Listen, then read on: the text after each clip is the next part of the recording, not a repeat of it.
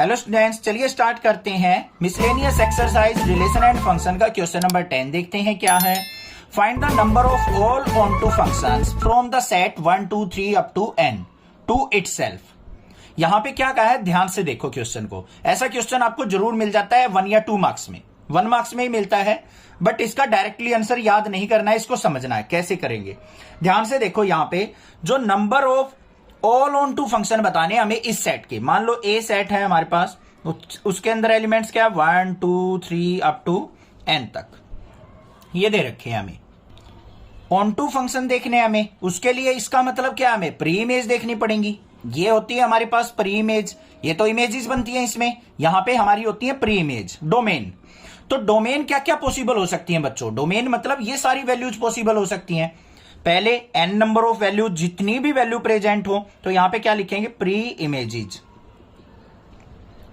जो पॉसिबल है वो क्या होंगी। अगर मान लो आपको 10 एलिमेंट्स दे रखे 1 2 3 अप टू 10 तक, तो 10 की 10 प्री इमेज बन सकती है हमारी, यहां पे वैल्यू ले सकते हैं हम। 9 भी ले सकते हैं, 8 भी ले सकते हैं, 7 भी ले सकते हैं, इस तरीके से। मतलब हाईएस्ट वैल्यू क्या होगी n, उसके बाद n-1, उसके बाद n-2, इस तरीके से हम वैल्यूज लेते जा सकते हैं। ध्यान से समझो इसका मतलब क्या है। अब अगर मान लो आप कोई भी फंक्शन देते हैं आपको, F such that natural values to natural value, ये जो होती है हमारी डोमेन होती है या फिर प्री इमेज होती है, इनमें हम वैल्यू जो पुट करते हैं बच्चों, मैक्सिमम n तक पुट कर सकते हैं। यहां पे 1 2 3 4 लिखते चले जाओ, लिखते चले जाओ, या फिर n से कम। n की कोई फिक्स वैल्यू तो है नहीं हमारे पास, तो हम यहां पे हम एग्जांपल बनाते हैं 1 2 3 4 लिख के भी बना लेते हैं, 4 वैल्यूज भी लिख के बना सकते हैं। तो हमारी प्री इमेजेस क्या क्या पॉसिबल हो सकती हैं, एक तो जितने भी नंबर प्रेजेंट हो वो, या फिर उससे कम या उससे कम या उससे कम, हमेशा इनसे कम होती जाएंगी यहां पे जो वैल्यूज हम लेते हैं, इस तरीके से। और ये किसके इक्वल हो गया हमारा, n फैक्टोरियल के, n into n-1 into n-2, ये किसके इक्वल हो गया, n फैक्टोरियल के। और यहां पे और भी क्या लिख सकते हैं हम, number of onto function या फिर प्री इमेजेस किसके इक्वल होती है, नंबर ऑफ टर्म्स फैक्टोरियल।